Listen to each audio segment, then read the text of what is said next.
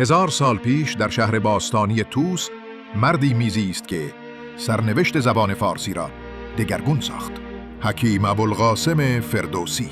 شبی آرام را تصور کن. در اتاقی ساده چراغی روغنی با نوری لرزان میسوزد.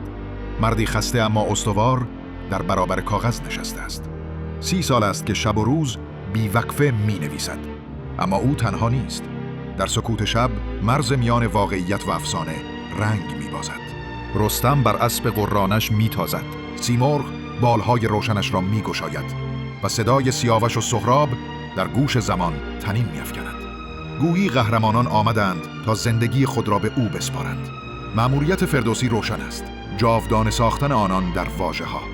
اما فردوسی تنها داستانگو نبود.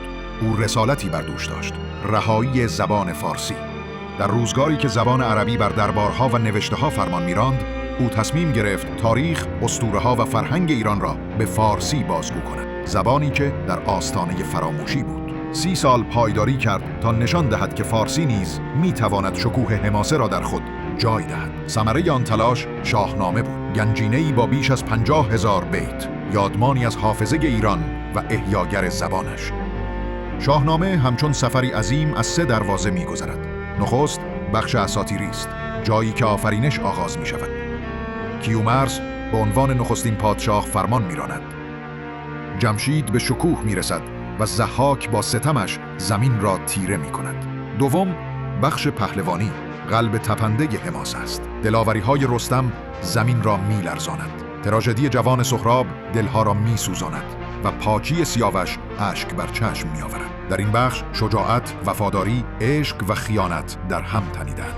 سوم بخش تاریخی است که سرگذشت پادشاهان ایران را از هخامنشیان تا ساسانیان روایت می‌کند و با یزدگرد سوم، واپسین شاه ساسانی، پایان می‌یابد. بدینسان شاهنامه تنها ادبیات نیست، تاریخ، اخلاق و آیینه جان انسان است.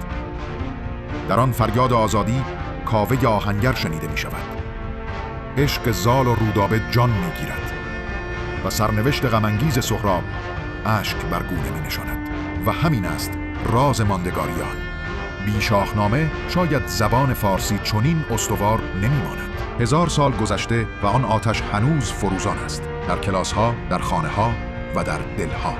کودکی شگفت زده از دلاوری‌های رستم می‌شنود و پیرمردی آرام بیت‌های فردوسی را زمزمه می‌کند. شاهنامه تاریخ است، حماسه است و عشق یک ملت. چراغی است که فردوسی برافروخت، نوری که هرگز خاموش نشد و تا روزی که داستانی گفته شود خواهد درخشید. این است زایش شاهنامه، کتابی که زبان فارسی را زنده نگاه داشت.